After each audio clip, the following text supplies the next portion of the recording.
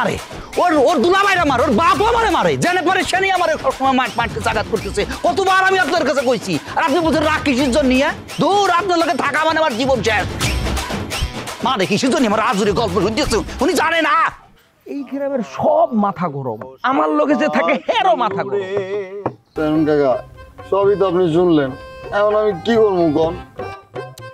দেখো, তুমুক পারিবারিক ব্যাপারে আমি এর আগেও কথা বলছি। তোমার বাবারে আমি কয়েকবার ডাইকা বলছি যে আপনার জামাইদেরকে শাসন করেন, সে তো আমার কথা শুনে নাই। এখন যা হবার তাই হয়েছে, এখন ঘরের ইঁদুর বান তো কাটবই, যা হওয়ার তাই হইতাছে।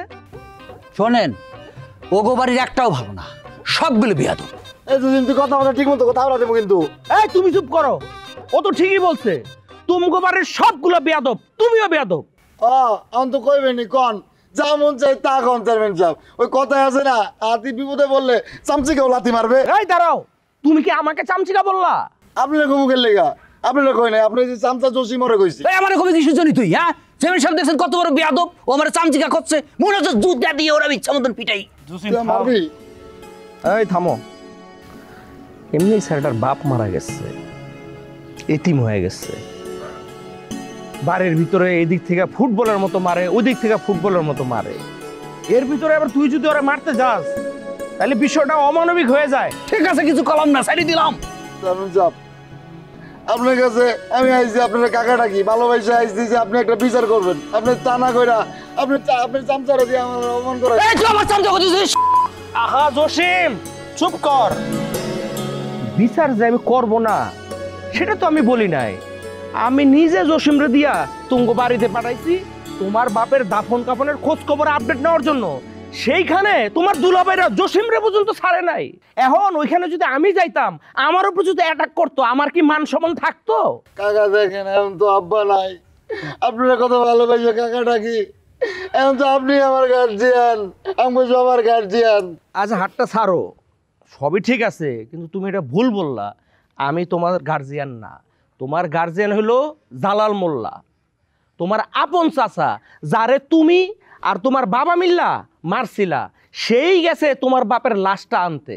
কাকা তাহলে এখন আমার আব্বার কবরটা কই দিমু? দুলাভাইগুলো লগে তো এই বিষয়ে কোনো কথাই কইতে পারতেছি না, তারা কোনো কথাই শুনে না।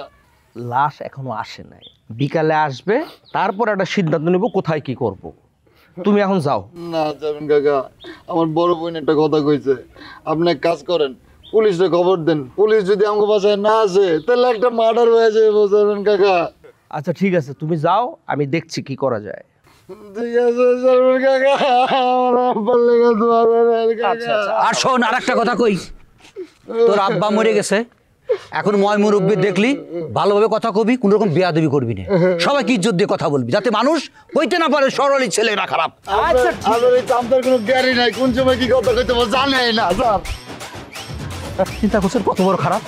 হ্যাঁ, ওই খারাপ আমি সেটা বুঝতে পারছি, বুঝোস না, ওর বাপ মরে গেছে।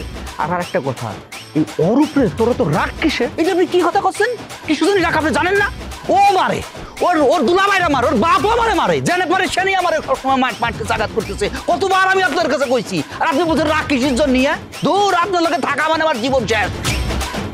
মানে কিসের জন্য আমার আজুরি গল্প শুনতেছে, উনি জানে না। এই গ্রামের সব মাথা গরম, আমার লোকে যে থাকে হেরো মাথা গরম।